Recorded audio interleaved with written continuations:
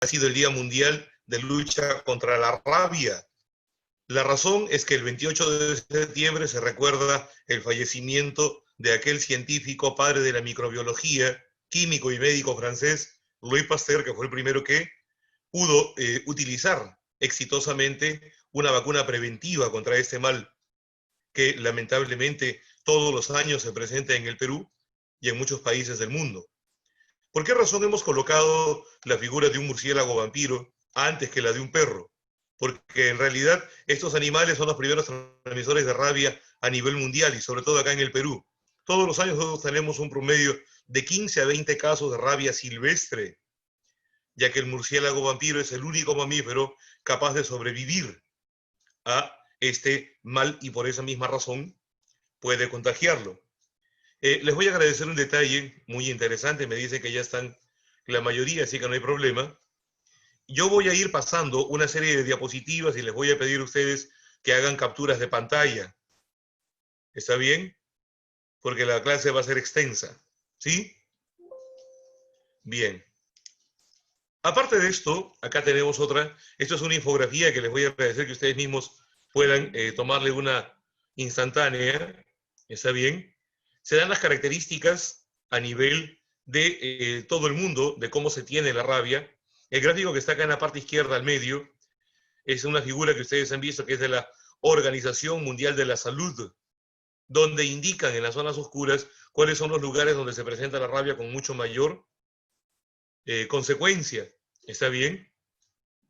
Y teniendo en cuenta algunas características propias de este mal, ya ustedes lo podrán leer con tranquilidad más adelante. Les indicaba de que se menciona que el 28 de septiembre es este día en honor a la muerte de Louis Pasteur. Aquí les he recuerdo una pequeña infografía con algunos datos de su vida para que ustedes puedan analizarlo. Acá les he puesto una máxima de él que me parece muy interesante para cualquier estudiante y para cualquier persona en realidad, que te indica 3 cosas son necesarias para la existencia humana: la voluntad, el trabajo y el éxito. Para lo último, vale decir para el éxito, son menester, son necesarias las 2 primeras. Creo que ustedes pueden valorarlo mejor que nadie, ¿no es cierto? Muy bien, jóvenes. Una instantánea más. Hoy día es el Día Mundial del Corazón. ¿Está bien? Y el Colegio Médico del Perú se ha preocupado en poder dar a conocer algunos afiches sobre medidas preventivas para los cuidados. Recordemos de que una de las enfermedades que atacan al corazón es la hipertensión arterial y el estrés, considerado como la enfermedad más importante del siglo XX. Vamos a entender que, por ejemplo, hoy día que vamos a trabajar un poco de biología molecular en lo que va a ser la expresión génica, vamos a darnos cuenta que hay personas que son propensas a hacer sufrimiento de ese tipo de males. ¿Está bien? Hoy día también, y eso lo declaró la ONU ya hace varios años atrás, es el Día Internacional de la Toma de Conciencia sobre la pérdida y desperdicio de los alimentos. 1 de cada 4 seres humanos muere de hambre todos los días en el planeta. Y así hay gente que bota la comida. Hay que saberla reciclar. ¿Sí? Por último, hoy día es el Día Mundial de los Mares y por esa razón también en nuestro país celebramos la riqueza pesquera del mar peruano. Será bueno que ustedes tengan la posibilidad de averiguar que todas estas fechas que hemos mencionado entre ayer y hoy son muy importantes porque nos permiten estar al tanto de cómo nuestra realidad se va estudiando poco a poco y en diversas formas. Muy bien. Empecemos con el tema de inmediato. Si yo voy a hablar de la expresión génica o la expresión genética dentro de la parte de biología molecular, es la parte más especializada, en la figura de en medio hemos tratado de resumirlo. Vamos a comenzar a estudiar a partir de la molécula de ADN para ver cómo después de ella la información codificada se decodifica para formar proteínas. Como ustedes podrán notar, este es un conjunto de PowerPoint que lo he terminado de realizar para hacer la clase específica el día de hoy. Les voy a agradecer que durante la clase cualquier pregunta que ustedes hagan a través del chat y de esa manera de repente cualquier duda se puede absorber para el resto del alumnado. ¿Correcto? Muy bien. Si yo quiero mencionar a los ahora llamados ácidos nucleicos, al primer caballero que debo mencionar es a aquel médico y biólogo suizo llamado Friedrich Mischer, el cual de manera casual, mientras trabajaba en los laboratorios en el Palacio de Tubinga, donde había una universidad en 1869, se dio cuenta que tenían que desechar vendas quirúrgicas que tenían pus. Y él se dio cuenta de que habían sustancias dentro de estas vendas que no eran conocidas. Al comenzar a analizarlas, primero microscópicamente, luego utilizando diferentes tipos de teñidos de tinción, encontró de que no solamente tenían biomoléculas orgánicas, sino que también tenían una gran cantidad de fósforo. Y esto le otorgaba cierto grado de acidez. Friedrich Mischer, él le denominó a esta sustancia, como la había encontrado en el núcleo de los glóbulos blancos, nucleína.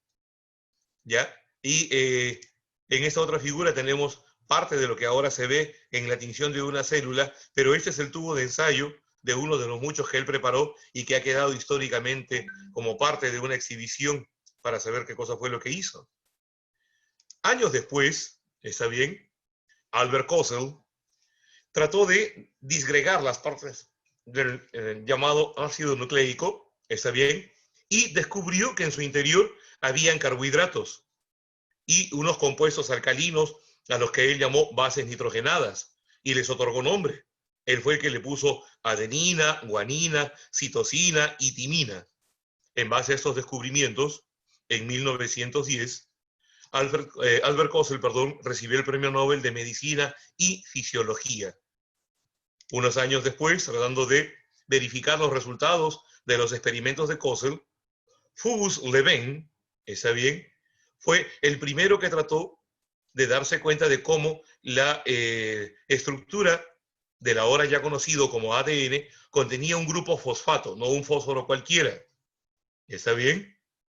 Y esto le dio también la idea de poder seguir investigando y a raíz que descubrió que aparte de las bases nitrogenadas y el fosfato, había un azúcar pentoso, un monosacárido de 5 carbonos en su interior, él es quien va a comenzar a dar una idea de la estructura tridimensional que posteriormente veremos que tuvieron estos ácidos nucleicos. Posteriormente, Erwin Chargaff, ¿está bien?, analizó el contenido de las bases nitrogenadas y se dio cuenta de esta famosa igualdad de que A solamente se va a unir con T, adenina con timina, y guanina con citosina, C con G. La razón, como bien sabemos, la cantidad de enlaces que se forman. Entre timina y adenina, 2 enlaces. Entre guanina y citosina se forman 3. ¿Está bien? Pero él se dio cuenta que estas proporciones se mantenían dentro de los miembros, dentro de las células de los miembros de una misma especie.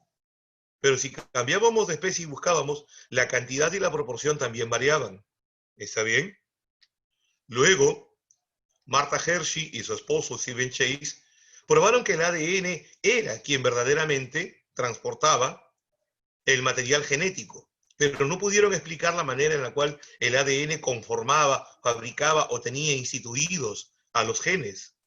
Pero ellos realizaron experimentos en los cuales trataron de explicar cómo es que el ADN debería transferir información de una célula madre hacia sus células hijas y a la vez debía mantener información aparte para poderse replicar a sí mismo, ser químicamente estable y no presentar cambios, pero a la vez este ADN obligatoriamente debía ser capaz de permitir mutación, ya que sin mutación no hay evolución. Luego, bueno, y aquí simplemente mencionar datos que ustedes van a poder capturar dentro de lo que va a significar.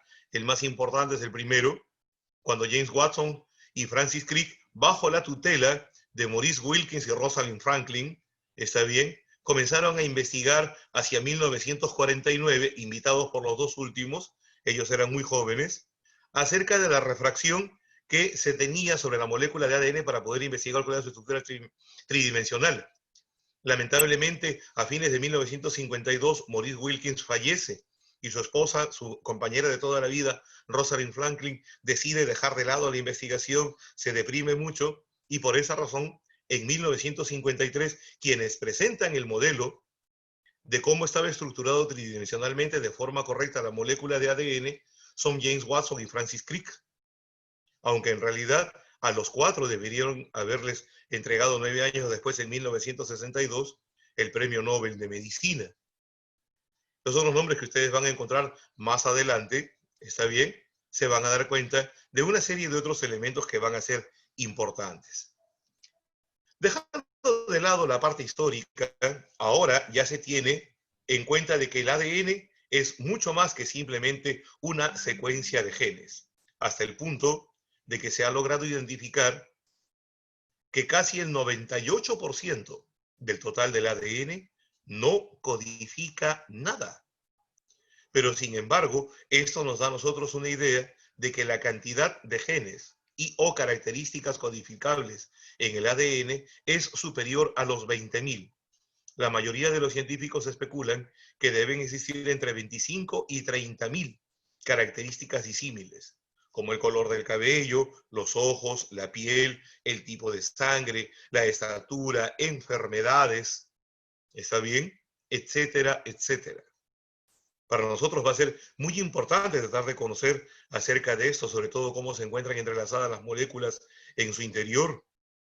Ahora, vamos a ver más adelante de que hay una gran cantidad de estructuras que van a indicar el comienzo y la terminación de una codificación. ¿Está bien? Como hay transcripciones que no codifican proteínas, mientras que van a existir partículas llamadas intrones, exones, fragmentos de Okazaki, promotores arquitectónicos, etcétera, etcétera. Y eso ha hecho cambiar un poco la información que nosotros tenemos. Esto ya lo verán la mayoría de ustedes cuando ingresen a la universidad. Pero hasta lo anterior a este tipo de enseñanza es lo que nos piden dentro de la universidad en el examen de admisión. Así que vamos a tratar de mencionar todos los detalles elementales en torno a esto. ¿Por qué es importante estudiar a los llamados ácidos nucleicos? Puedo señalar 2 o 3 razones que van a ser muy, muy, muy interesantes. ¿Qué tenemos con respecto al ADN? ¿Cuál será su principal característica? ¿Alguno podría escribir en el chat, por favor?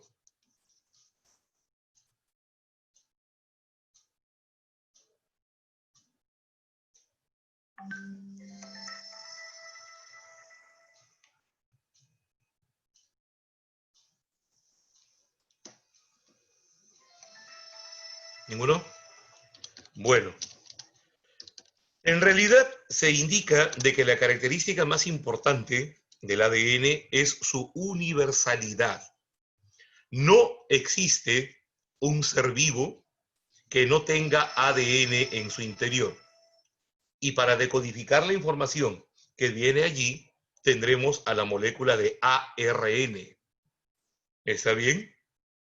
Entonces, si bien es cierto el ARN, según los estudios, apareció primero, está formado por una sola cadena, ¿está bien?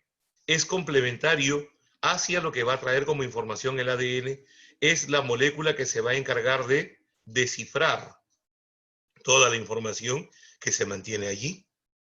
La labor de nosotros va a ser tratar de interpretar cómo es que lo hacen. Obviamente, la presencia del ácido fosfórico le da el primer nombre, ácidos. Nucleicos por su presencia dentro del núcleo. Pero, ¿serán los únicos lugares donde hayan ácidos nucleicos? ¿Qué dicen ustedes? Perdón. ¿Dónde más es posible encontrar ácidos nucleicos?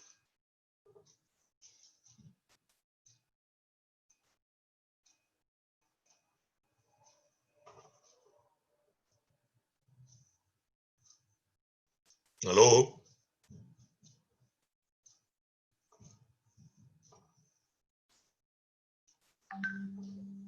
Yo estoy preguntando, ¿dónde, además del núcleo, hay ADN y ARN? Pero gracias, Rodrigo. Pensé que estaba hablando todo solito acá. Una clase fantasma, dije.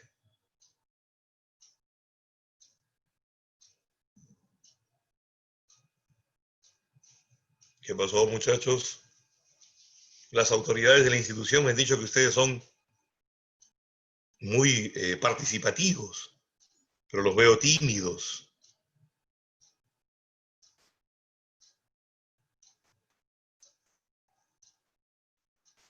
Por eso les he colocado una figura acá, a nivel de las mitocondrias, a nivel de los cloroplastos. ARN por sí solo, ¿dónde lo vamos a encontrar? En los ribosomas. ¿Está bien? Y en un momento determinado, previo a la reproducción celular, lo veremos al ADN en los cromosomas. ¿Estamos? Ahora, ¿y por qué es importante estudiar a los ácidos nucleicos? ¿Va a servirnos de algo aparte de el conocimiento que necesitamos para poder postular el hecho de saber que existen ácidos nucleicos, dónde y por qué, o cómo están estructurados, o algo por el estilo? ¿Alguno de los presentes que ha leído ya su material, ha resuelto sus preguntas, posiblemente ha investigado? ¿Me puede indicar algo de esto?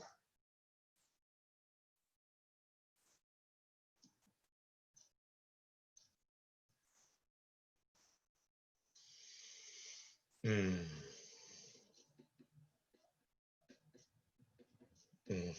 Porque realizan la síntesis de proteínas. Bueno, podría ser una razón interesante, pero si yo te pregunto, cielo, ¿y por qué es importante la síntesis de proteínas? ¿Qué me dirías? ¿Les han explicado alguna vez por qué las proteínas se llaman proteínas?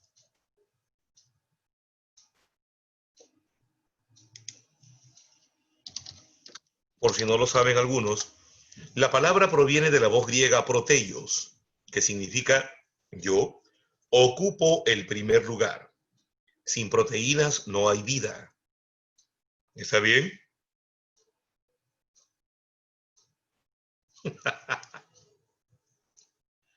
Que tienen miedo que vaya a de repente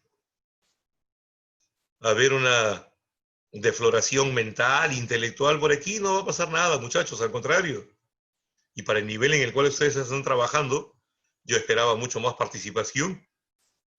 Pero bueno, la síntesis de proteínas es una cosa importante, pero yo me refería a lo cotidiano. ¿Hay alguna forma que en la vida diaria se presente la importancia de estudiar los ácidos nucleicos? ¿Sirve de algo?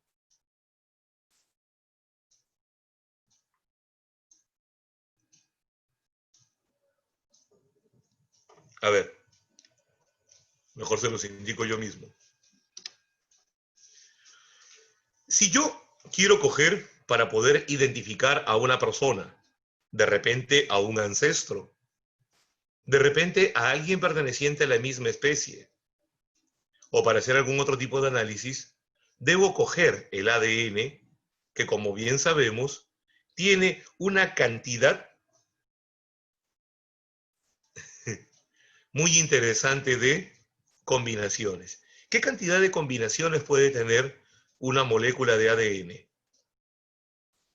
Si ponen una base 2, el ADN puede combinarse a 2 elevado a la 1014. Es una cantidad casi inconmensurable, imposible de medirla. ¿Está bien? De ahí que se diga que dos moléculas de ADN no serán iguales nunca. Siempre hay una diferencia. Ahora, me encanta que traten de colocarle tecnicismos, pero yo me preferiría que vayan por las cosas más sencillas. Rodrigo, ¿qué significa expresar la información biológica? Si me dices información biológica, hay un universo de cosas que te pueden decir.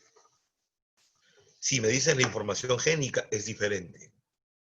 ¿Está bien? Porque te refieres a un punto en particular. Y para ello deberíamos definir un gen.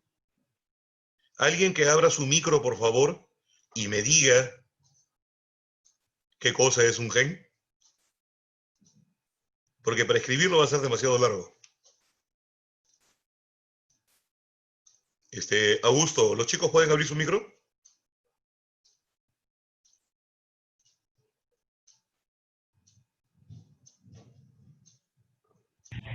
Sí, sí pueden abrir su micro. Ya, perfecto. Por favor, que alguno me sorprenda gratamente. ¿Qué es un gen? Y no lo vas a encontrar en internet, por si acaso. ¿Unidad de información hereditaria? Ah, pues sí, hijo, eso está bien para, no sé, segundo grado de primaria, ¿no? Aprendo en casa, de repente, ¿no? ¿Ustedes no van a postular a San Marcos? Tienen que manejar lo que la universidad les pide. Para aquellos que deseen tomar nota, por ahí rapidito, un gen es un triplete de nucleótidos consecutivos dentro de la molécula de ADN que son capaces de codificar una característica genética o una característica hereditaria, siendo la característica genética aquella que afecta a toda una especie a lo largo de una gran cantidad de tiempo, pudiendo ser miles de años, y siendo una característica hereditaria la que afecta única y exclusivamente a un individuo y que proviene directamente de sus progenitores.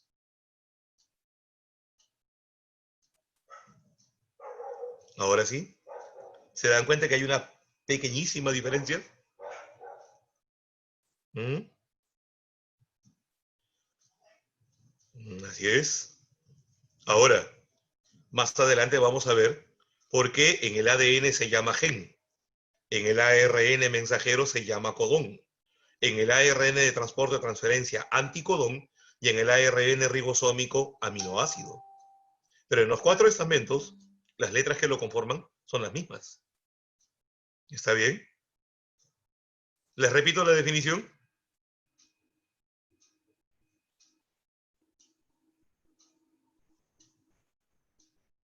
¿Sí? Ya, despacito, con cuidadito, por ser la primera vez, para que no les duela. Ya, escuchen. Gen, triplete de nucleótidos consecutivos que se encuentran dentro del ADN. Triplete de nucleótidos consecutivos que se encuentran dentro del ADN y que tienen la capacidad de codificar una característica genética o una característica hereditaria.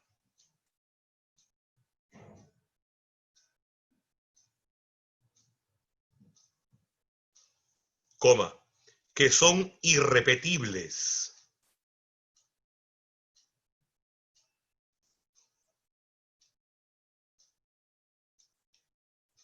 Y aparte le pueden colocar que una característica genética es aquella que afecta a toda una especie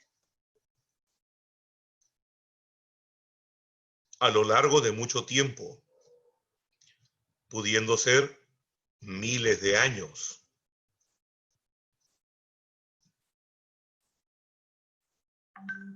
Por ejemplo, la presencia de cabello sobre la cabeza en la especie humana.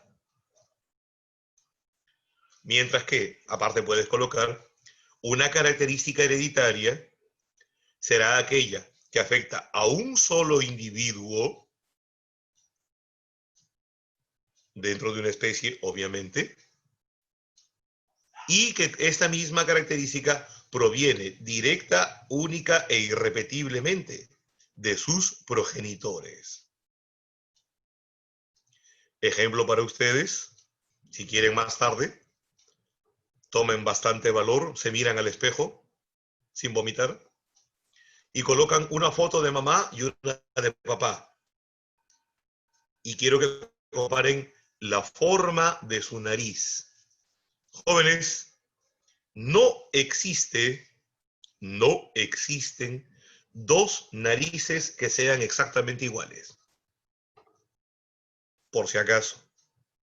Es tan único o a veces más excluyente, inclusive, que una huella digital.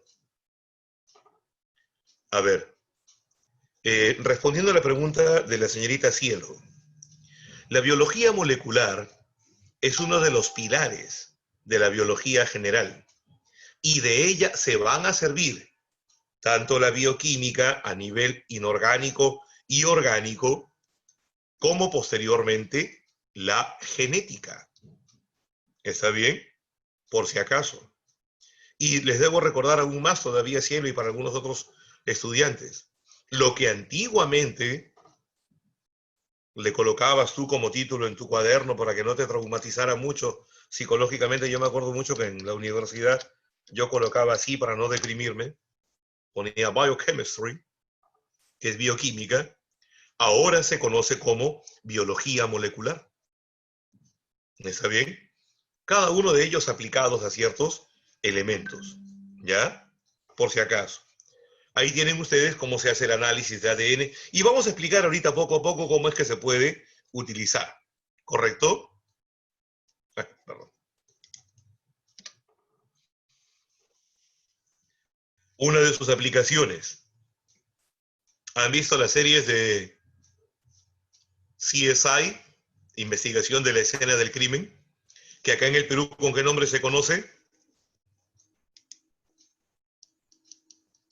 NCIS también en las series. Pero acá en el Perú, ¿cómo se le llama? Policía criminal, no sé. Criminalística. ¿Está bien? Criminalística, sí, perdón. Ya. Ah, sí, recién, ¿no? Chistoso. Ya. La idea está en que ustedes tengan que pensar que lo que es forense no necesariamente implica el hecho de investigar un crimen. Puede servir, por ejemplo, para identificar a una persona que lamentablemente falleció en circunstancias extrañas, se ahogó en el mar y cuando encontraron un esqueleto se pudo obtener ADN de la médula ósea y de ahí darle un nombre. ¿Está bien? Por ejemplo, para poder saber la antigüedad o la especie a la cual pertenecía un resto fósil, ¿ya? Para los famosos análisis de paternidad, ¿ya? Y también les estoy explicando ahí qué cosa es un perfil genético. Si ya conocemos lo que es el ADN, la mayoría de los perfiles que tienen ADN van a tener aminoácidos, genes que se van a repetir y otros que no se van a repetir, ¿ya? Llamados STR, ¿no? Short Tandem Repeats, se van a denominar de esa manera, que son de 10 a 17 características que siempre se van a mantener. Más del 99% del ADN que nosotros tenemos lo compartimos con el resto de la humanidad. Es más, la separación entre varones y damas es aproximadamente el 0,1% del total del ADN. Y aquí mencionamos un detalle en la tercera pregunta. ¿Cuántos tipos de ADN se van a utilizar? Aparte del nuclear, el ADN mitocondrial.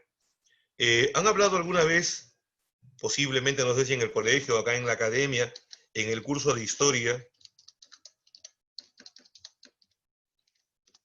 de la EVA mitocondrial? ¿O de repente alguno conoce por ahí acerca de esto?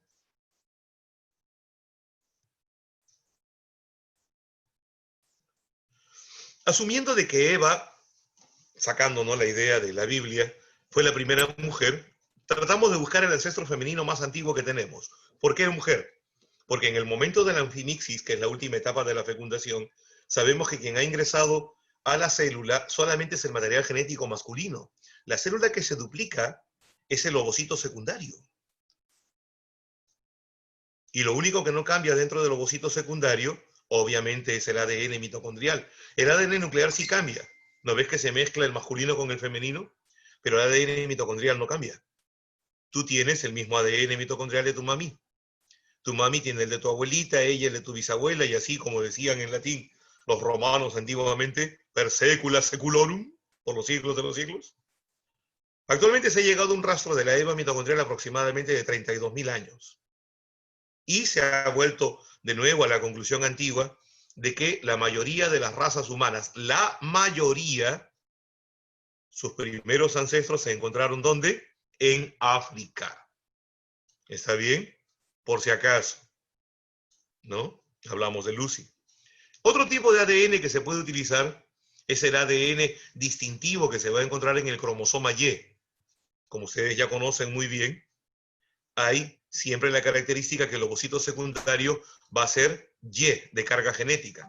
Los espermatozoides, algunos van a ser X y otros van a ser Y. Cuando un espermatozoide X se une al ovocito X, el producto será XX sexo femenino. Si el ovocito X se une a un espermatozoide Y, el producto es XY sexo masculino. Por lo tanto, el ADN del cromosoma Y va a ser un distintivo muy importante. ¿Estamos?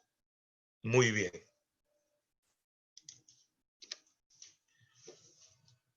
A Neymar lo conocen. ¿Saben quién es el niño que tiene cargado?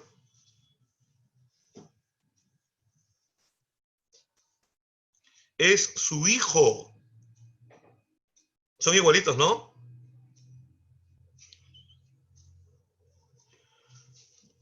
Hay un dicho muy antiguo de la tierra de mi padre, allí en Chincha, lo escuché la primera vez, que decía, el hijo de mi hija, mi nieto es. El hijo de mi hijo, tal vez. Y como Neymar tenía dudas, acudió a la biología molecular y se hizo un test de ADN para determinar si era o no el papá del niño. Y salió positivo. ¿Está bien? Ya en genética ustedes estudiarán porque salieron. Aquellos que tengan miedo, ahí están todas las características, no solamente biológicas, sino también legales, ¿ya? Esta es una infografía que la saqué del Ministerio de Justicia de acá del Perú, por si acaso, ¿no? Así que siempre será bueno, tomen una captura de pantalla, porque eso les va a interesar mucho. Por ejemplo, ¿nunca se han puesto a pensar por qué hay hijos que no se parecen a sus papás, sino de repente a sus abuelos? Entonces, a través del ADN vamos a poder notar ese tipo de detalles. Disculpen, voy a tratar de hacer callar esto, porque me tiene aburrido acá. No deja. Ah, caray. Un detalle, mil disculpas. La computadora, el terminal desde el cual estoy trabajando, es el que se encuentra acá en mi departamento, en la casa, está bien, pero la máquina es de mi esposa. Por eso es que en la pantalla donde estoy haciendo clase, en la parte de abajo, sale Mari Carmen. Y obviamente, como solamente lo voy a utilizar para hacer la clase, sería demasiado complicado estarle cambiando el nombre. Me indica el coordinador de que había que cambiar la indicación. Bueno, ya ustedes no tienen mayor dificultad. Ya le tomaron foto de esto, ¿no es cierto? Así que, pobre Neymar. Pues sí son igualitos, ¿no? Ahí está la aplicación forense definitivamente para poder averiguar, por ejemplo, el ADN de restos óseos. Lo podemos sacar de la pulpa dentaria. Cuando lo haces con la persona que está con vida, se hace un hisopado de la parte interna de la boca. ¿Alguien puede decirme por qué?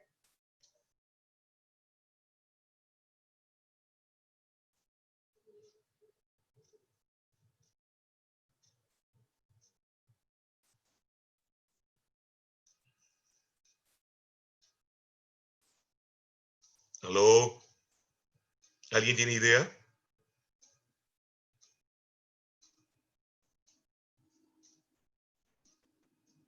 No. Y yo no he dicho de dónde sacan la información, sino por qué razón se hace dentro de la boca. Si fuera por la saliva, podrías sacar un poco de saliva de tu boca sin necesidad de que el hisopo ingresara.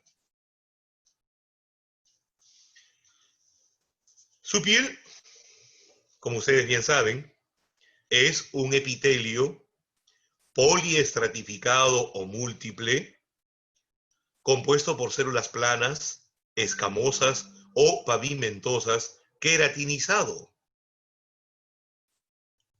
¿Y por qué tiene múltiples capas o niveles, estratos? Porque hay un desgaste continuo. Nosotros perdemos un promedio de 15.000 células epiteliales diariamente, que van a conformar aproximadamente el 85% del polvo de una casa. ¿Está bien? Pero más allá de ello, cuando cubre por fuera el epitelio de nuestro cuerpo se llama piel. Cuando cubre una cavidad interna por dentro se va a llamar mucosa. cuando cubre un órgano interno por fuera, ¿cómo se llama?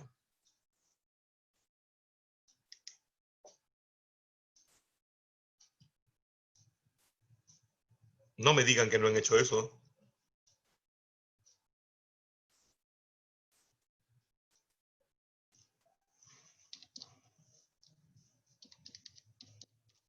Se va a denominar así.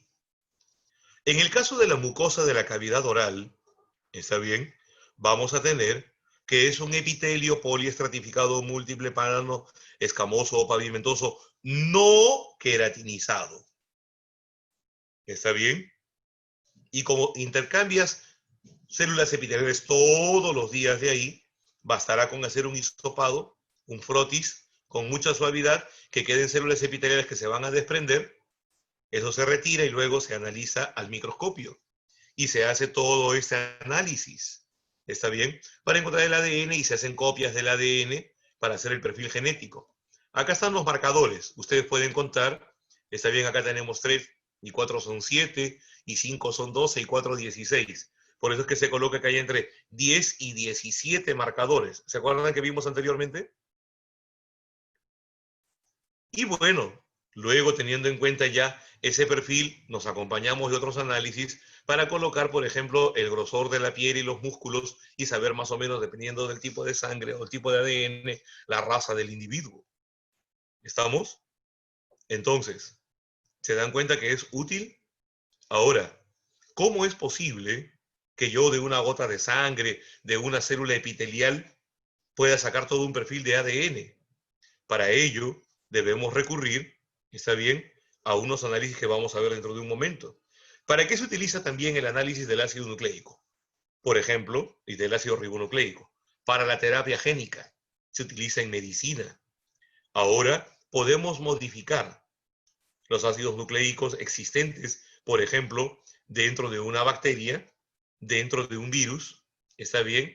Para que esto cuando reingrese y vuelva a infectar a una célula, ya no le ordene crear copias del mismo virus, sino que al haber sido modificada genéticamente, dejan de multiplicarse y de esta manera la infección viral va a detenerse. ¿Estamos? De la misma forma, podemos modificar la cadena de ácido nucleico para que cuando se haga la expresión génica en el momento de la reproducción celular, se produzca un medicamento que permita de que el cuerpo combata solito a la enfermedad. Como ustedes se darán cuenta, ¿es útil o no es útil? Pero para poder comprender todo ello, debemos saber el dogma central de la biología, que vamos a investigar en un momento.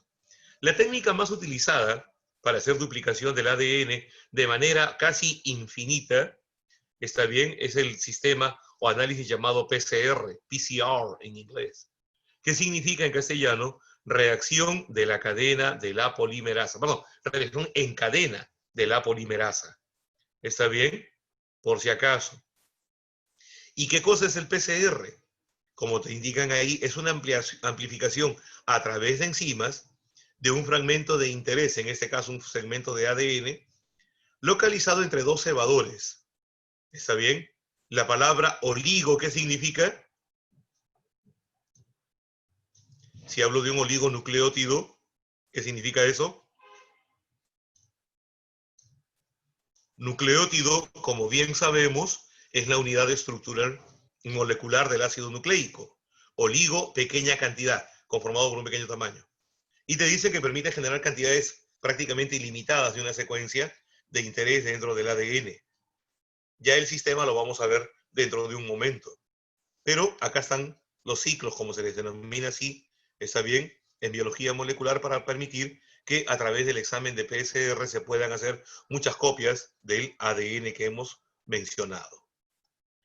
¿Ustedes sabían que eso sirve para hacer estos famosos enlaces moleculares para el descarte de la presencia de los anticuerpos en el coronavirus?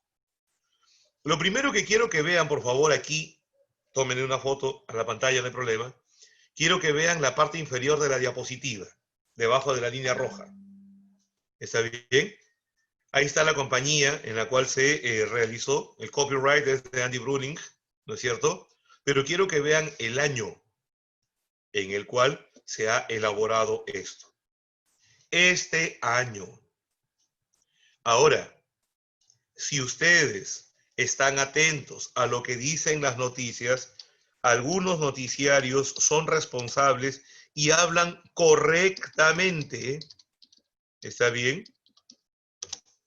de una nueva cepa, una nueva variedad molecular, en este caso de ARN, ¿está bien?, de un tipo de virus como el que se presenta en la figura al medio, que tiene proteínas específicas que se encuentran en la parte externa y que parecen, alguien dijo la primera vez que lo vio al microscopio, parece la corona de un rey, por eso le colocaron coronavirus, ¿está bien?, pero que son muchos que ya se conocen.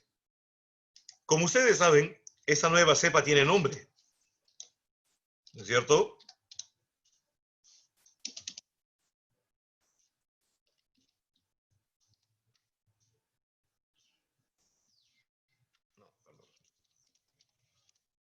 Se va a llamar así, SARS-CoV-2. ¿Les han explicado qué significa ese nombre?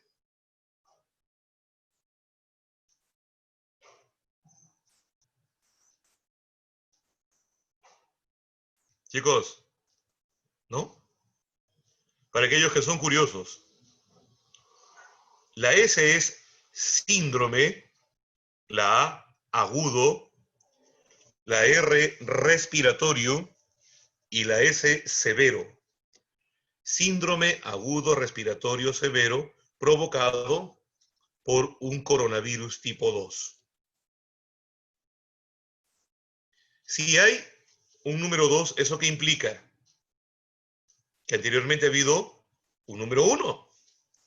¿Y ese número 1 cuándo se presentó? Este año ha cumplido su mayoría de edad, el 2002. Ahí tuvimos infección por SARS-CoV-1, ahora llamado así. Una cepa mutante de esa variedad se ha vuelto a presentar ahora. ¿Está bien? Escuchaba temprano en las noticias a nivel internacional que hasta el momento 210, voy a colocarlo aquí, 210 países en el mundo han reportado casos de infección de la pandemia por COVID-19. ¿Cuántos países hay en el mundo?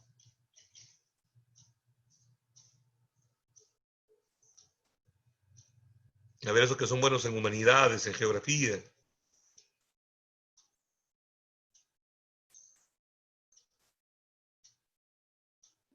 Oficialmente admitidos creo que son 214 en toda la Tierra. ¿Está bien? Incluidos principados, ¿no?, y protectorados. El Vaticano también.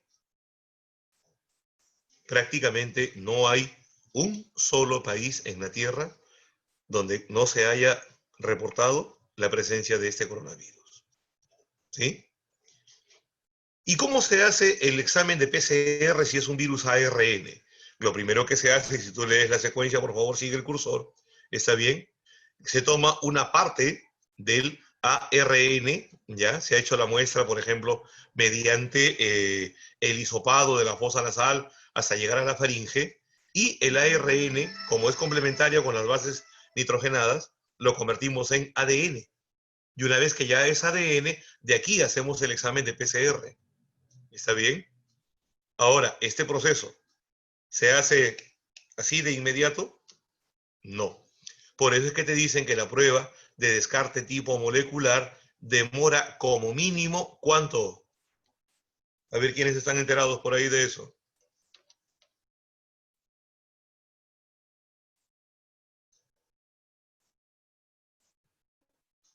¿Cuánto demora? Ni uno. 48 horas. ¿Está bien? ¿Y qué cosa es lo que busca el análisis? La presencia de anticuerpos. ¿Y cómo se van a llamar esos anticuerpos?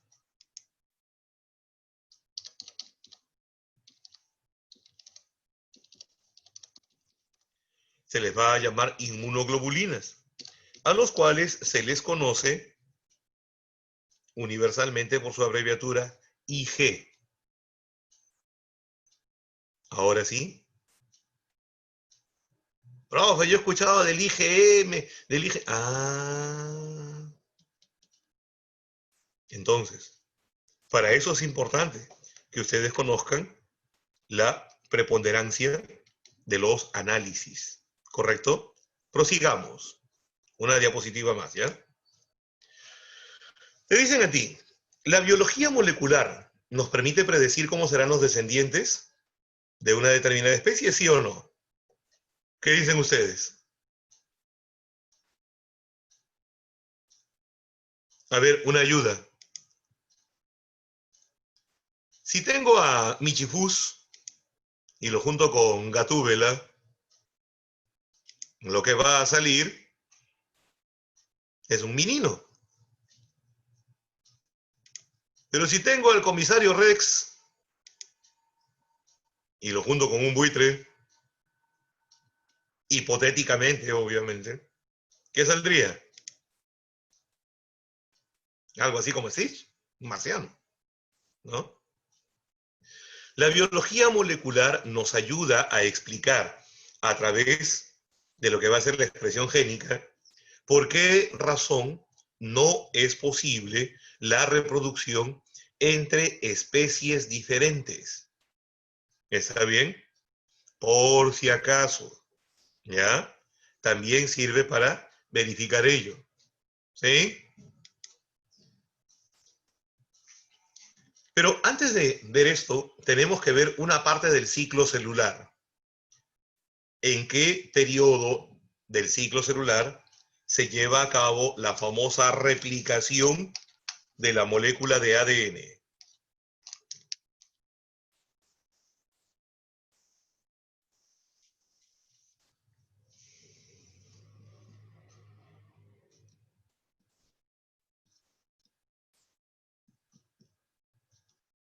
Augusto, creo que me he equivocado de salón, ¿eh?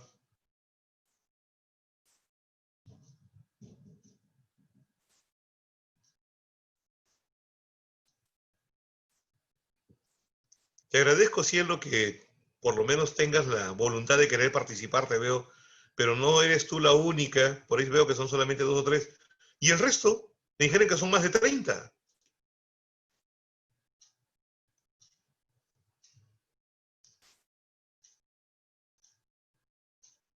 He preguntado en qué momento del ciclo celular se lleva a cabo la replicación del ADN.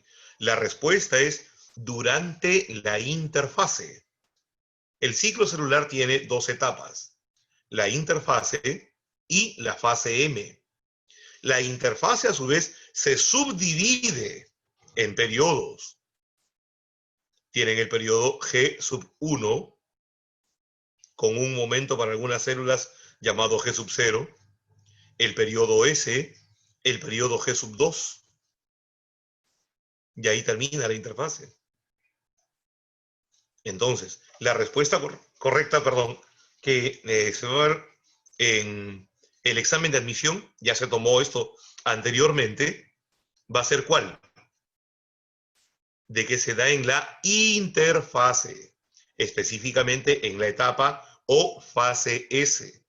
¿Por qué razón? ¿Por qué se llama S? La letra S, ¿qué significa?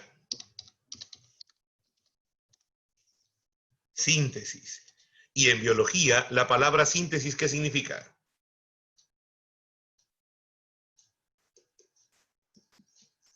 En biología, ¿qué significa la palabra síntesis? Creación, fabricación, producción. Bueno, en sentido casi literal, formación. Correcto. Muy bien. Entonces, ¿cómo es posible que una estructura que no tiene vida por sí misma, porque es un complejo supramolecular, pueda replicarse? Eso se debe a la evolución química y a un conjunto de procesos que nosotros vamos a comenzar a investigar a partir de este momento. Se dice fácil, no es para nada sencillo. ¿Se acuerdan que hablamos hace un rato de este caballero?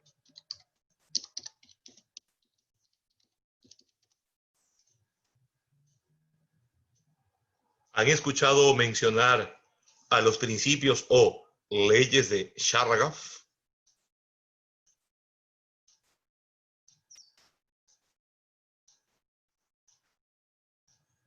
Me imagino que sí. Y hoy día vamos a aplicarlo. ¿Está bien? Yendo ya más a lo que pide la universidad, vamos a colocarle colorcitos y cada uno de ellos con un significado determinado. Tengo acá abajo a la izquierda el desenrollamiento de la molécula del cromosoma del ADN que se encuentra en su interior. Cuando el ADN está dentro del cromosoma, ¿cómo se llama?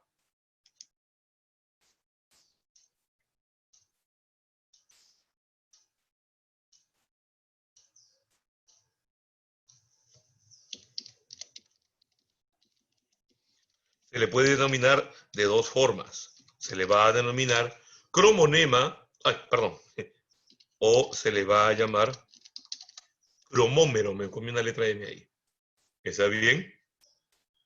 Donde la timina va a estar representada por un segmento de color rojo, la citosina por uno de color mostaza, la guanina por uno verde y la adenina por uno azul. Y tú vas a poder encontrar siempre lo que nosotros vamos a ir mencionando. ¿Está bien? Cuando llegue el momento de la duplicación, cuando llegue el momento de la separación que nosotros estamos esperando, viene la helicasa que rompe a la topoisomerasa con M, perdón, ¿está bien? Y separa ambas cadenas. A la hora de separar ambas cadenas, en el núcleo, ¿está bien? Que todavía es interfásico, hay nucleótidos que están libres. Esos nucleótidos libres comienzan a acoplarse a las bases nitrogenadas que tenemos aquí, manteniendo siempre la característica que habíamos visto. ¿Qué significa? ¿Alguien sabe qué significa dirección de 5' a 3'?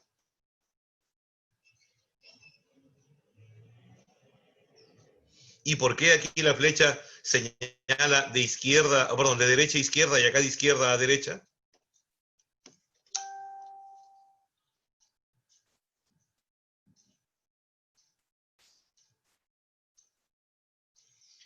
Un dato para ustedes, si quieren apunten. Las dos cadenas de polinucleótidos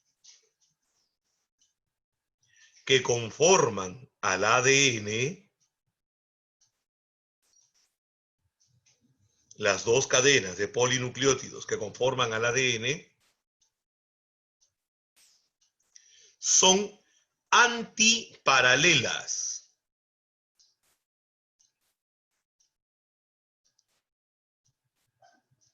¿Qué significa eso? En buen cristiano, una de las cadenas va de arriba hacia abajo y la otra va de abajo hacia arriba. El sentido es diferente, pero en el momento en que se encuentran, ahí se acoplan. ¿Está bien? Por si acaso. Y se complementan. ¿Ya?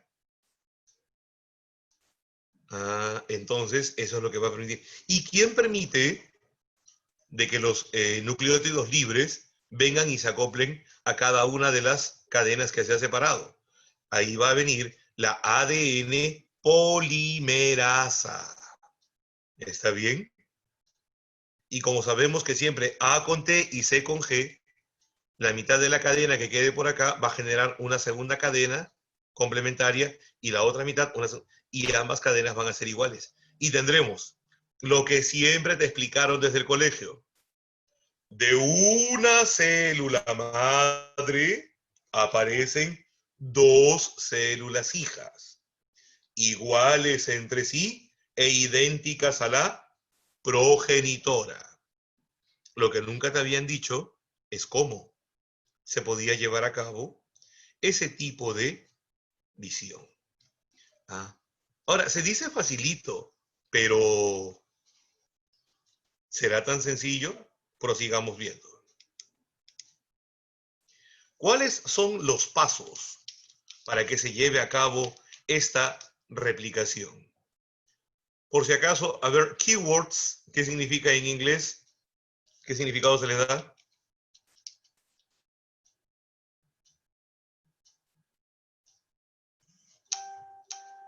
palabras clave. ¿Está bien? Puntos de origen de la replicación, helicasa, enlaces tipo puente de hidrógeno y horquilla de replicación. ¿Conocen el significado de la palabra horquilla? Es una estructura en forma de media luna. Antiguamente, pueden preguntarle a su mamita, a su abuelita por ahí, se utilizaban unos ganchitos metálicos para cabello, que eran una banda de metal que se enrollaba sobre sí misma para sujetar el cabello. Esas son horquillas, ¿ya? Por si acaso.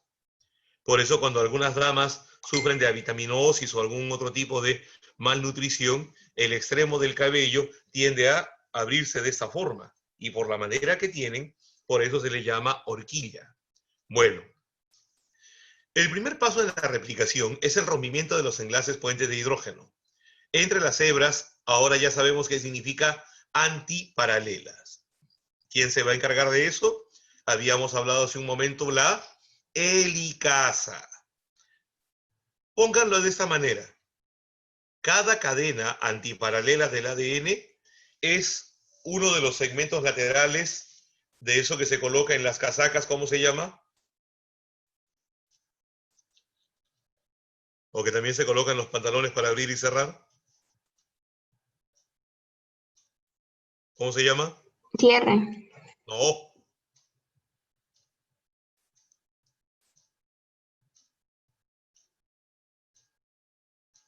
Se llama cremallera.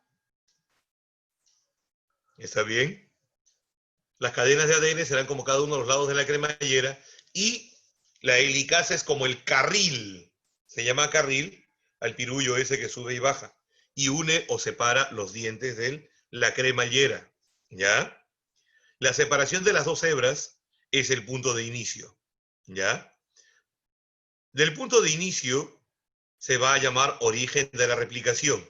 ¿Ya? Y por eso te mencionan acá que el rompimiento sucede en lugares de la cadena ricos en adenina y timina. ¿Por qué razón? Son más fáciles de volver a ensamblar porque tienen solamente dos enlaces entre sí. Citosina y guanina, ¿cuántos enlaces tienen? 3. Por eso es que jamás va a haber citosina con adenina o guanina con timina. Siempre es G con C o C con G, A con T y T con A. Nada más. ¿Está bien? Y a consecuencia que se separan las dos hebras, por eso se le llama horquilla de replicación.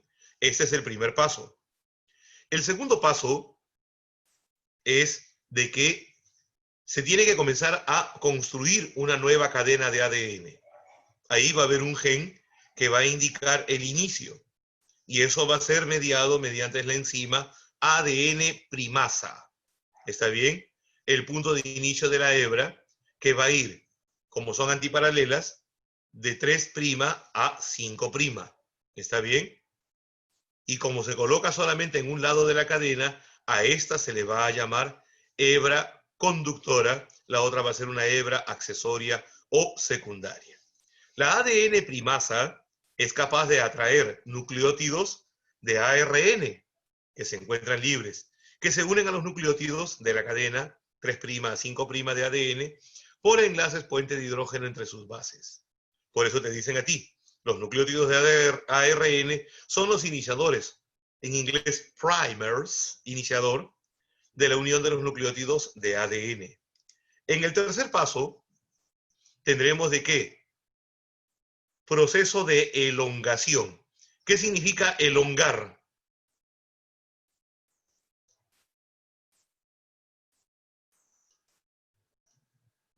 ¿Qué significa elongar?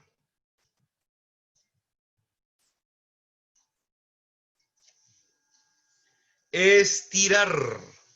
¿Está bien? Crecer. ¿Ya? Cuando la cadena se comienza a separar y esta comienza poco a poco a irse formando una nueva cadena, vamos a tener nosotros de que cada una de las hebras, en inglés la palabra strand, ¿está bien? Cada una de las hebras va a comenzar a crecer y van a tener fragmentos que van a permitir esa elongación, ¿ya? Cuando hay un segmento que se elonga, hay un espacio en el medio que no codifica nada y viene otro segmento que se elonga. Ese fragmento que se elonga va a conocerse con el nombre de fragmento de Okazaki. ¿Está bien? Al final te mencionamos, esto es lo más importante, la hebra hija, la que se ha separado, es elongada o prolongada, si quieren ustedes, con la unión de más nucleótidos de ADN. Se separan y cada una comienza a dar una cadena diferente, pero a la vez complementaria de la anterior. El cuarto y quinto paso son solamente para terminar. La terminación, la ADN polimerasa en el paso número 4, llega hasta el final de las hebras. ¿Está bien? En células eucariotas, los cromosomas son lineales. En los procariotas, ¿cómo van a ser los cromosomas?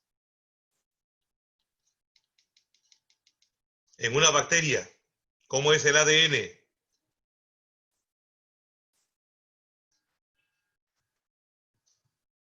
Es circular.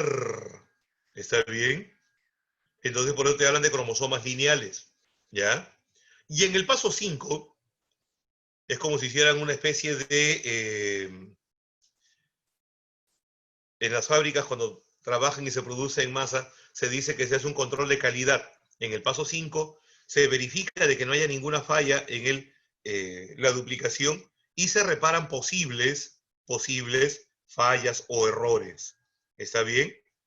Vamos a ver que las nucleasas remueven a los nucleótidos cerrados y los reemplazan, ¿no? ¿Quién lo va a hacer? La ADN polimerasa. Por eso es que van a ver ustedes que las palabras claves aquí van a ser siempre ADN polimerasa. ¿Correcto? Esos son los 5 pasos de la replicación que se conocen hasta el día de hoy y que gracias a ese conocimiento se ha podido duplicar en laboratorio para hacer las reacciones de PCR.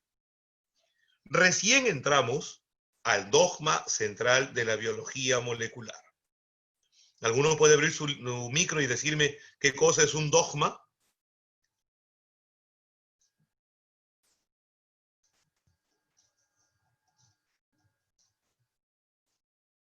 O ya si quieren escríbanlo.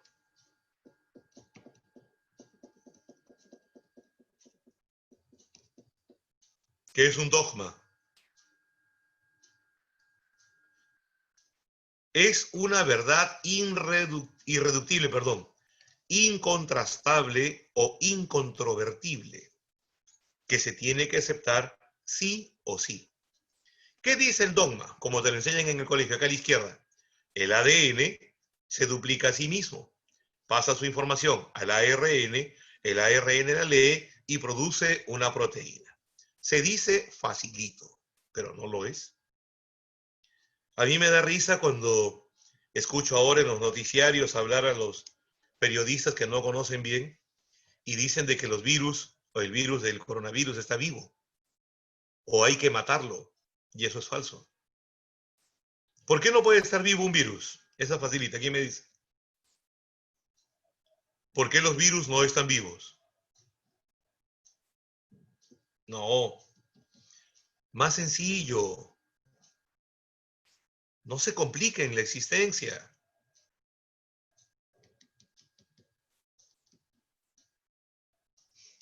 No está vivo porque no tiene vida.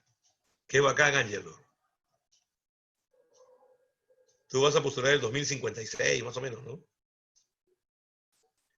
No tienen metabolismo ni pueden reproducirse porque no están vivos. ¿Pero por qué no están vivos?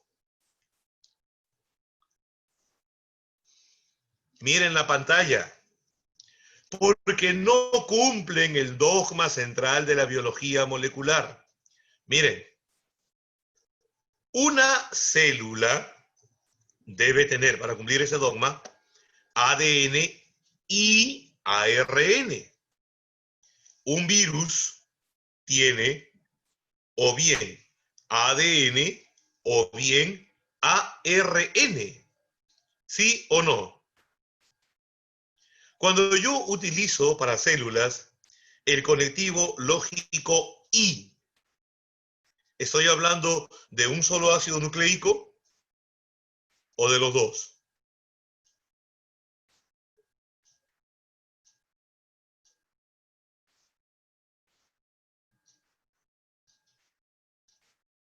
De ambos. A mí me enseñaron en el colegio así.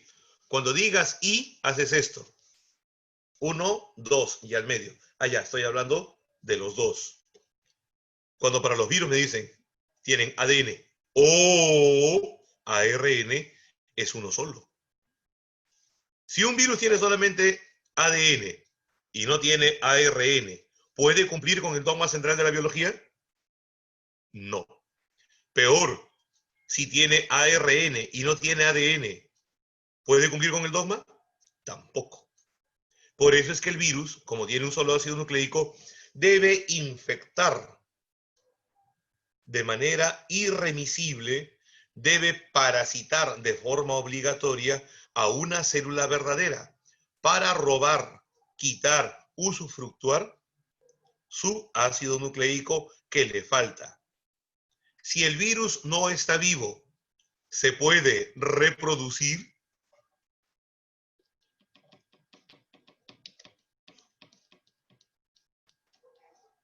¿Los virus se reproducen?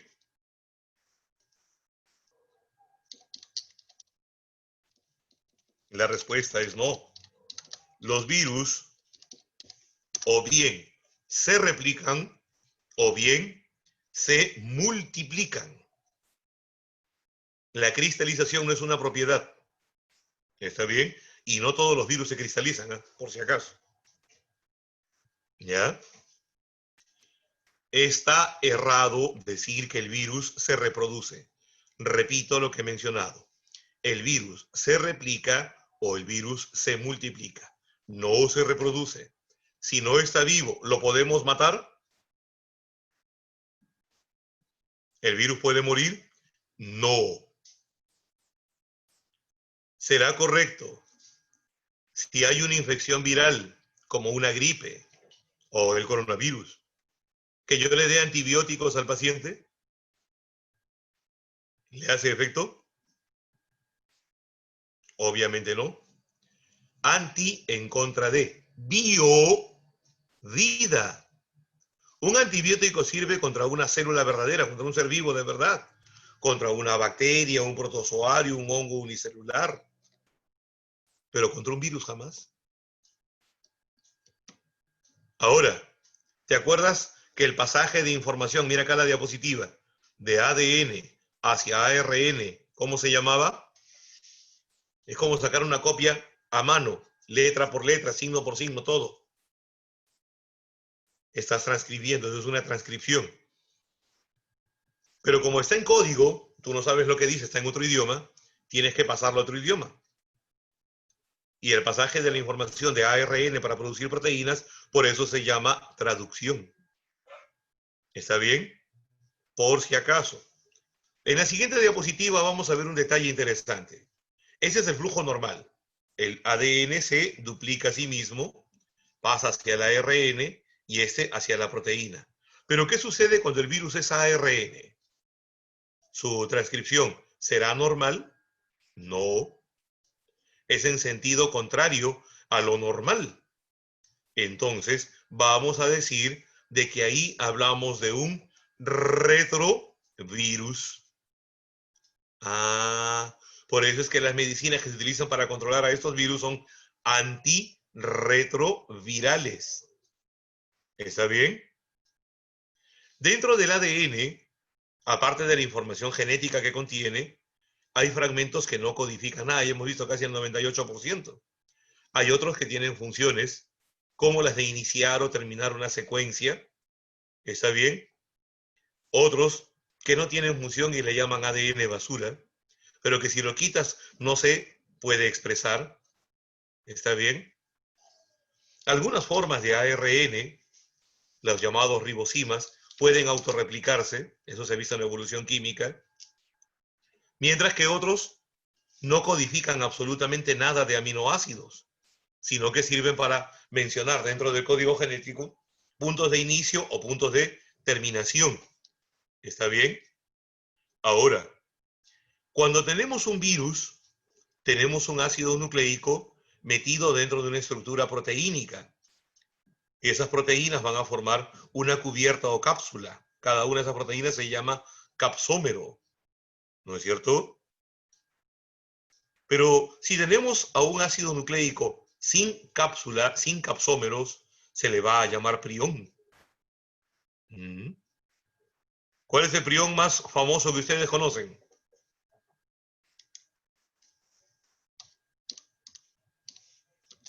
Es uno que produce esta enfermedad.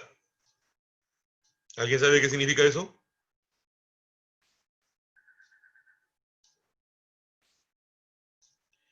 Eso significa leucoencefalitis espongiforme bovina, también conocida como el mal. Acá está el nombre, lo vamos a colocar por aquí. De Creutzfeldt y Jacob, o conocido a nivel mundial como el mal de las vacas locas. ¿Ya? Por si acaso. Muy bien. Sabiendo todo esto, vamos a empezar a ver las partes de este dogma. Primero, la transcripción. Una captura aquí rapidita, facilito, esta es la definición más interesante que he encontrado. La transcripción del ADN es el primer proceso de la expresión génica, mediante el cual se transfiere la información contenida en la secuencia de ADN hacia la secuencia de proteína utilizando diversos ARN como intermediarios. Al final, ¿qué cosa es lo que se va a producir? ARN mensajero. ¿Está bien? ARN mensajero. En el ADN, ¿cómo se llamaba el triplete de nucleótidos consecutivos que codificaban una característica genética o hereditaria? ¿Cómo se le llamaba? Dos cosas, cielo. Si me vas a escribir en castellano, el signo de interrogación o de admiración va antes y después de la palabra. Y ahora, ¿tú estás preguntando o estás afirmando? En el ADN, por si acaso, Rodrigo, se llama gen. Cuando dicha información, dicho triplete de nucleótidos, se expresa en el ARN mensajero, ahí recién se llama codón. Para realizar la transcripción, hay a su vez 3 etapas. La iniciación, acá en la letra A, cuando la ARN polimerasa va a permitir de que a partir del ADN se construya la cadena de ARN. La elongación, cuando se comienza a formar la cadena de ARN y se estira y se vuelve una sola. Y la terminación, cuando se deja de multiplicar. En la letra A, iniciación, la cadena de ARN sale solita de aquí. De aquí se va a formar, del ADN. Se elonga, más nucleótidos complementarios, se termina, ¿está bien? Normalmente por un gen que se llama poli-A. ¿Ya? Etapas de la transcripción, repito. Iniciación, elongación, terminación. Por si acaso, en la traducción también hay los 3 mismos nombres, pero las etapas son diferentes. Siguiente diapositiva. Me estaba olvidando de un detalle. En el ADN, adenina, citosina, guanina y timina. En el ARN, adenina, citosina, guanina y no hay timina. Hay uracilo. ¿Está bien? Por si acaso. Nunca olvidar. Entonces ahí es A con U o U con A. C con G o G con C. En el ARN cambia. No hay timina, sino hay uracilo. ¿Saben que hay algunas bases nitrogenadas que les llaman purinas y a otras les llaman pirimidinas? Una consulta. ¿Saben cómo diferenciar unas de otras?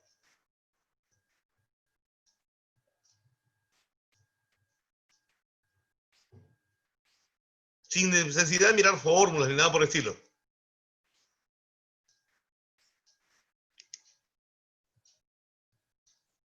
Hablen pues, ¿saben o no saben? Para enseñarles.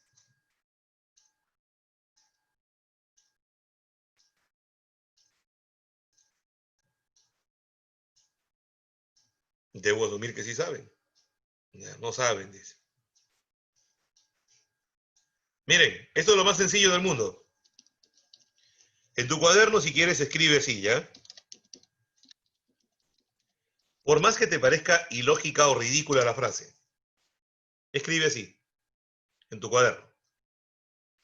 Es una verdad de perogrullo, ¿sí o no? El agua es pura, ¿correcto? Ahora, con un resaltador, subraya la A y la G de agua. Y la palabra pura. Y tienes que adenina, la A, y la G. Guanina, ¿qué son? Purinas. Adenina y guanina, purinas. Por lo tanto, citosina y timina o uracilo, ¿qué son?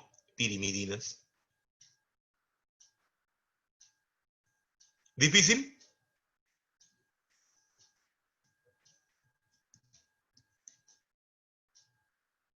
Chicos, ¿complicado? Creo que no. Espero que no. ¿Hay alguien que no lo haya entendido para repetirlo?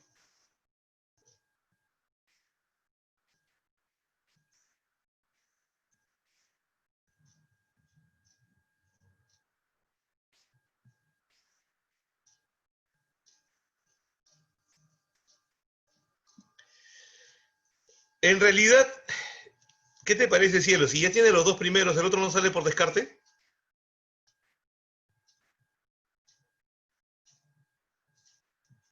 Lo que no es chicha, es limonada. ¿Sí o no? ¿Para qué complicarte la existencia? Claro, pirimidina de pi, T de timina, C de citosina. Pituca. Pero me parece que esa primera frase es un poco más elegante, ¿no? Y más fácil de entender. El agua es pura, claro. AG, ya purina, listo. Por si acaso, las purinas tienen dos moléculas que forman su base nitrogenada. Las pirimidinas tienen una sola molécula que forman su base nitrogenada. ¿Ya? Muy bien. Siguiente diapositiva. Esto es una especie de resumen de lo que la transcripción va a ser. Aquí tenemos la definición. Transcribe ADN y sintetiza, ¿qué cosa? ARN mensajero. ¿Mediante la acción de quién? Acá está arriba, la ARN polimerasa.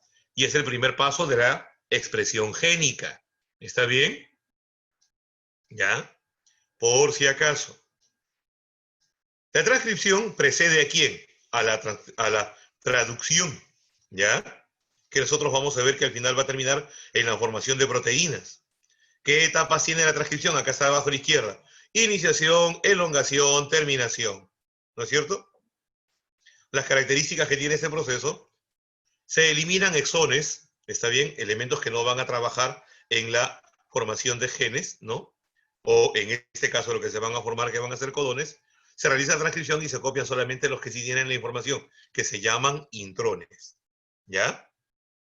Sáquenle una captura de pantalla. Este está muy bonito, es un buen resumen. ¿Sí? Una diapositiva más. El código genético. ¿Cómo es que se va a formar? Esta es la forma clásica. ¿Está bien?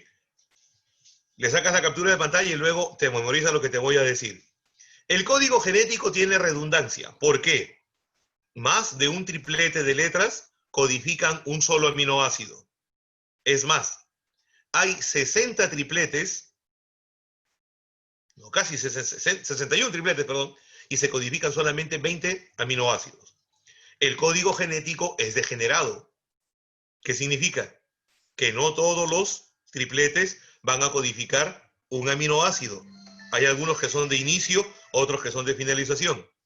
Y te dicen que el código genético es no solapado.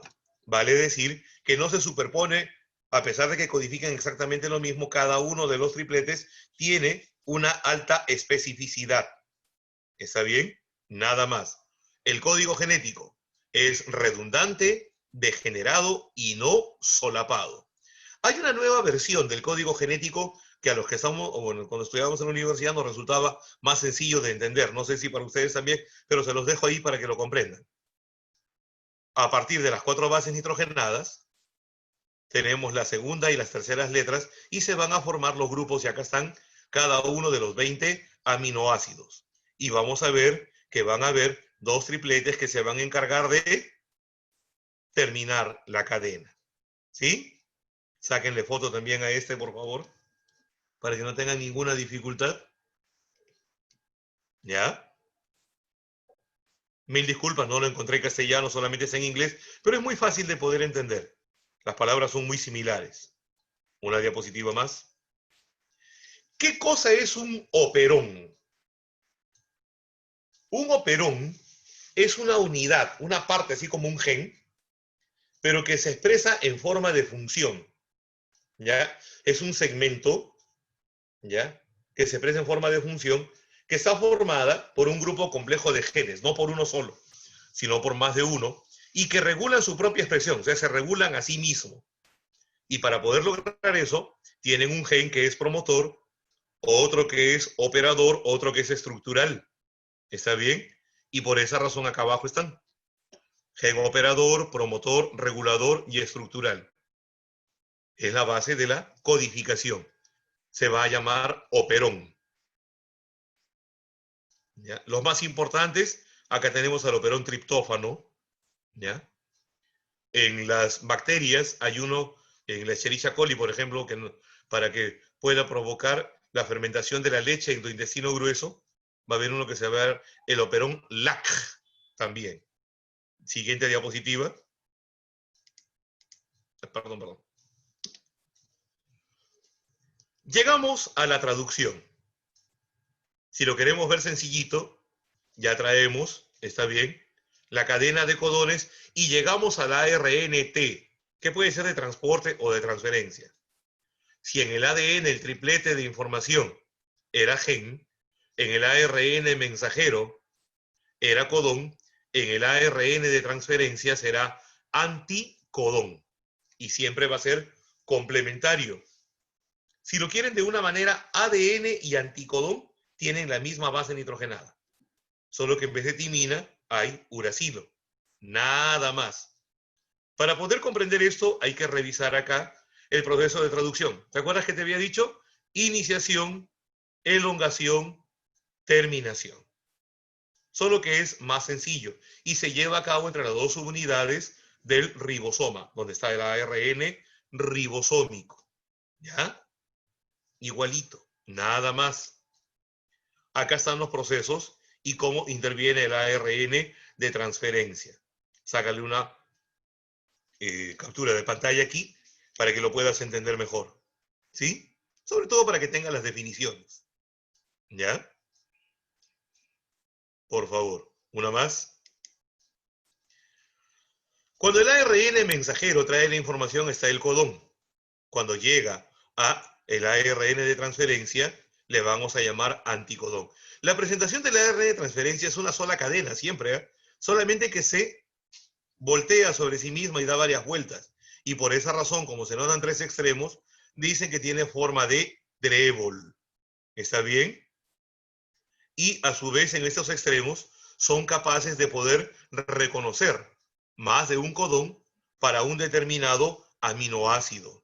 ¿Ya? Por si acaso. Como el codón trae la información, va en sentido 5' a 3', y el anticodón va en sentido contrario, 3' a 5'. ¿Ya? Por si acaso. Como siempre, complementariedad de bases. Donde hay adenina, que tiene que haber uracilo acá abajo, mira, ve a la derecha. ¿Ya? Donde hay uracilo, adenina. Donde hay guanina, citosina. Y así se puede formar una cadena larga. Me parece que en el material que ustedes tenían, ¿no? Les pusieron preguntas de este tipo.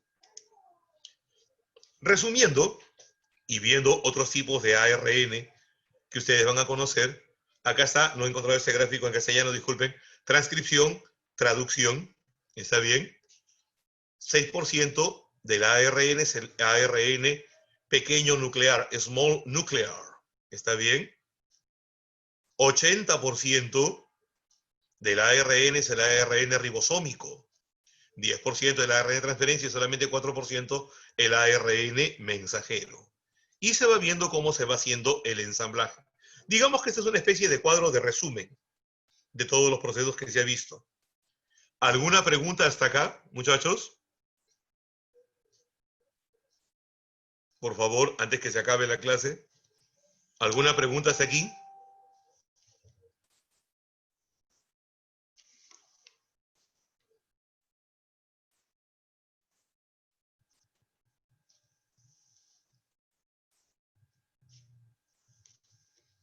Cuando un profesor dice eso y los alumnos no preguntan, es porque o han entendido todo o no han entendido nada. Nosotros, por elevar nuestra autoestima, siempre pensamos que el alumno ha entendido todo. Por última vez, ¿alguna pregunta, alguna consulta hasta acá? ¿Nada? Bien, continuamos entonces.